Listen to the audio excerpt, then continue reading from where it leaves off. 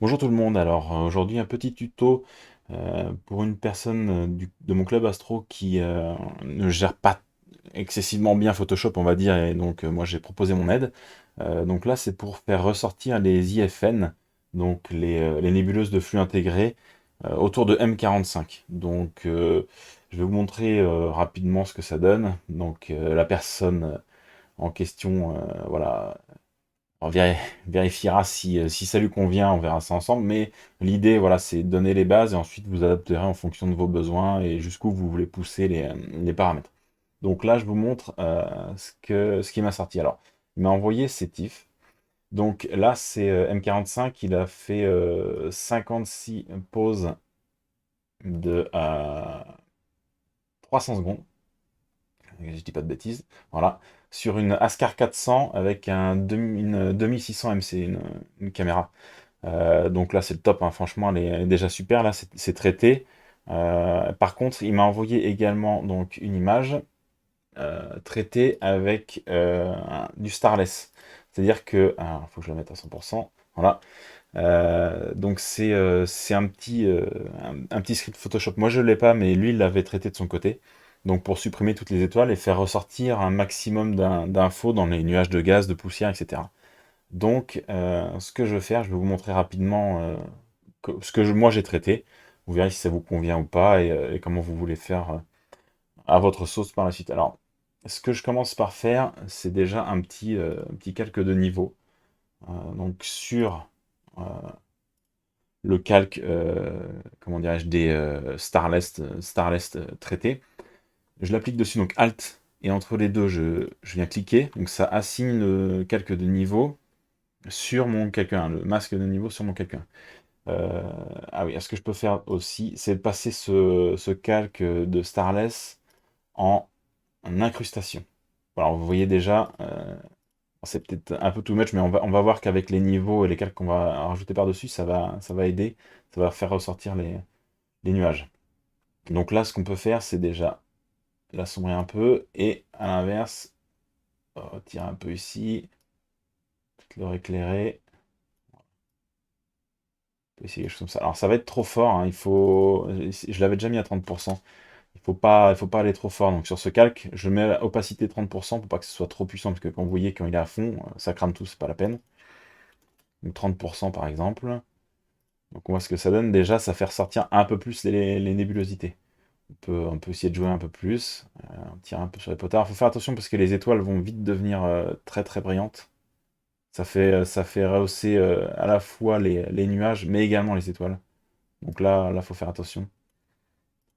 Admettons, déjà, c'est pas trop mal. Bon, les étoiles brillent beaucoup, après, c'est à vous de jauger hein, sur les potards. Je peux garder ça. Alors, je vais faire un nouveau groupe de ça. CTRL G. On sait qu'il y en a ça. Je vais rajouter par-dessus une petite courbe. Je vais rajouter voilà, une courbe. Alors, je prends par ici, je vais augmenter un petit peu pour que ce soit plus clair, pas trop non plus.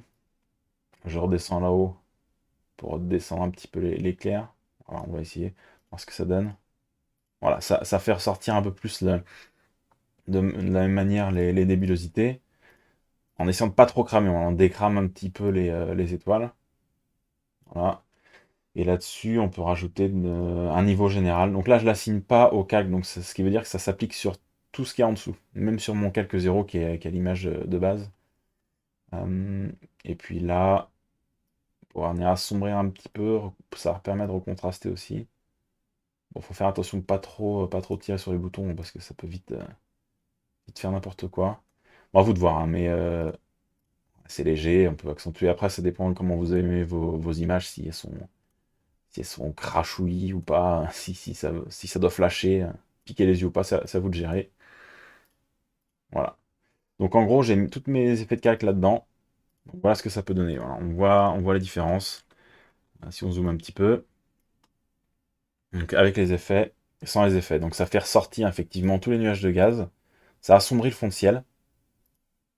Les étoiles sont un peu cramées, alors il faut faire attention, il y a moyen de venir piquer sur les étoiles pour enlever un peu de cet effet-là. Bon, si je vous montre qu'est-ce que je peux faire, je peux le faire sur le groupe global en même temps.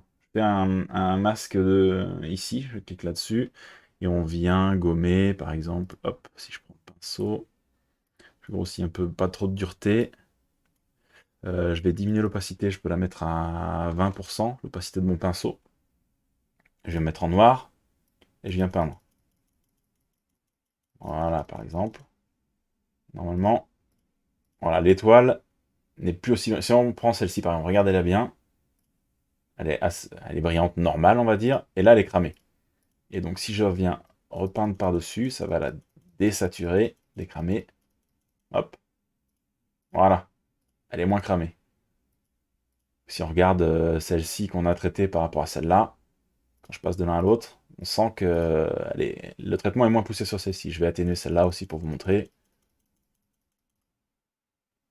Voilà, bon ça c'est traité à la main, après vous pouvez le faire en sélectionnant les blancs les plus forts, voilà, avec d'autres masques de réglage.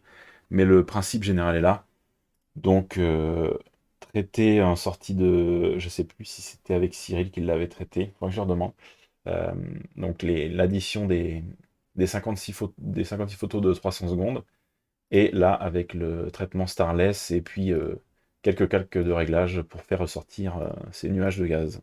Voilà. J'espère que ça vous aura plu, que ça aura plu à la personne qui me l'a demandé. Et puis on se retrouve peut-être plus tard pour un autre tuto. À bientôt.